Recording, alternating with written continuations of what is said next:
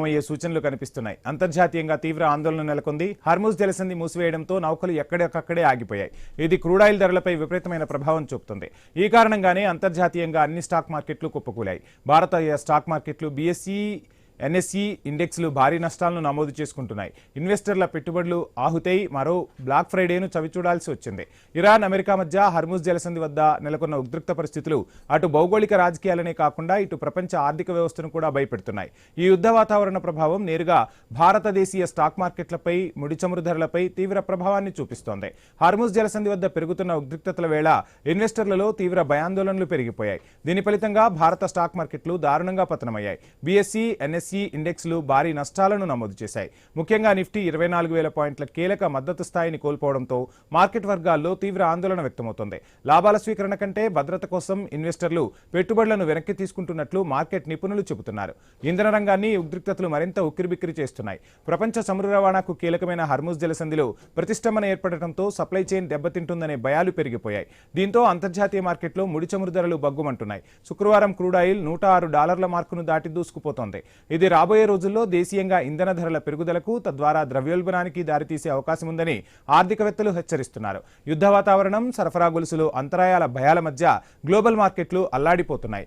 ఈ ఉద్రిక్తతలు ఇలాగే కొనసాగితే స్టాక్ మార్కెట్లలో మరింత ఒడిదుడుకులు తప్పవని, సామాన్యుడిపై ధరల భారం పెరిగే ప్రమాదం ఉందని విశ్లేషకులు అభిప్రాయం వ్యక్తం చేస్తున్నారు.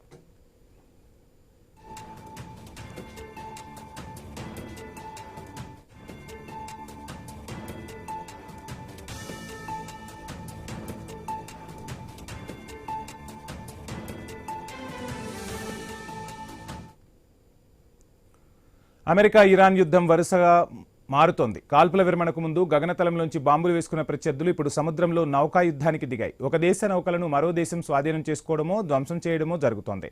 దీంతో కాల్పుల విరమణ ఒప్పందం ఓ జోక్లాగా మారిపోయింది. ఎవరికి వారు ఎత్తుకు పై ఎత్తులు వేస్తుండటంతో హార్ముజ్ వద్ద పరిస్థితి క్షణక్షణానికి ఉద్రిక్తంగా మారుతోంది.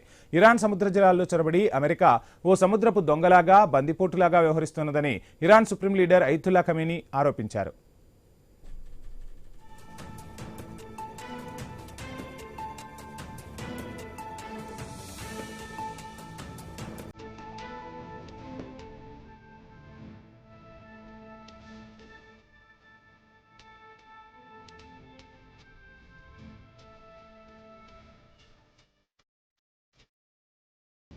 చర్చలు ముందుకు పోవడం కోసం కాల్పుల విరమణ నిరవధికంగా కొనసాగుతుందని అమెరికా ప్రకటించినా అది నీటి మీద రాతలాగానే మారింది.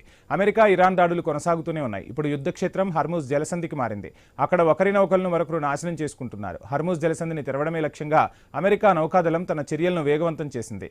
జలసంధిలో గనులు పోతే చిన్న పడవలను ధ్వంసం చేయాల్సిందిగా అమెరికా అధ్యక్షుడు ట్రంప్ తన సైన్యానికి ఆదేశాలు జారీ చేశారు. అంతకుముందు ఇరాన్ తన శత్రు దేశాలకు చెందిన 2 నౌకలను సముద్రంలో అడ్డగించి తన ఆధీనంలోకి తెచ్చుకుంది.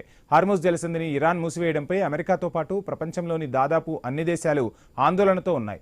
ఈ జలసంధిని తెరిపించే బాధ్యతను అమెరికా తీసుకుంది. అందుకే నౌకా దిగ్బంధనాన్ని ప్రకటించి అమలు చేస్తోంది.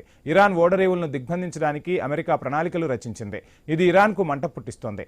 అమెరికా సముద్రపు దొంగలా వ్యవహరిస్తుందని ఇరాన్ సుప్రీం లీడర్ ఖమేనీ మండిపడ్డారు. అమెరికా ఓ బందిపోటులా వ్యవహరిస్తోందని ఇస్లామిక్ రెవల్యూషనరీ గార్డ్ కమాండర్లు విమర్శలు ఎక్కుపెట్టారు.